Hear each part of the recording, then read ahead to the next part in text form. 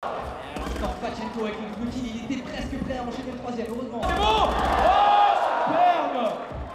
superbe. Le sens de Slay, c'est-à-dire le nombre de kills qui a été fait par les Revenge est largement supérieur à ce qu'on fait Selty, et c'est un peu la clé en stratégie. Tout à fait. Alors on joue quand même la fin. Oh là,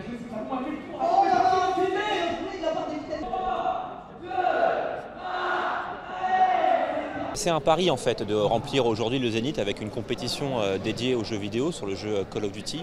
On a les 8 meilleures équipes du monde qui sont là et qui font déplacer un public qui vient exclusivement pour les voir jouer. Ce ne sont pas des gens qui viennent pour jouer aux jeux vidéo, mais pour voir du jeu vidéo, pour voir du spectacle. Donc c'est un véritable show avec un écran géant, des spécialistes qui commencent les parties à la manière du sport et on a un public derrière qui met de l'ambiance pour supporter son équipe favorite. Contre les Américains, dès que tu fais une erreur, bah eux ils te punissent directement, mais vraiment un effet snowball, un effet boule de neige assez énorme, assez conséquent. La preuve, hein, c'était 4-2 en score, il restait que 2 minutes de jeu, donc on aurait pu gagner, ils auraient pu gagner, et au final ça se transforme en 17-3 juste à cause d'une seule erreur. Et ça pardonne pas contre les Américains, et c'est juste sur ça qu'il faut beaucoup travailler. Du coup c'est une histoire de mental, parce que forcément du coup tu remets tout en question, tu te dis ouais si j'avais gagné ça à ce moment-là, peut-être qu'on aurait pu gagner, machin. Du coup tu penses toute ta game et il faut vraiment rester focus dedans à fond pour gagner.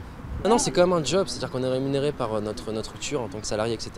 Et c'est-à-dire qu'on a aussi des obligations, et même pour nous, on a un peu la chance de travailler, mais que ça soit notre passion en même temps. Donc forcément, on sait qu'on a une chance par rapport à ça, et c'est plutôt cool.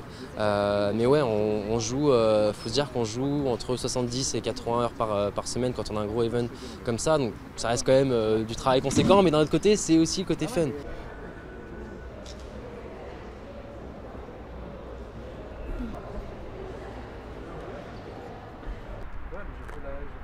En fait, je suis mais c'est pas.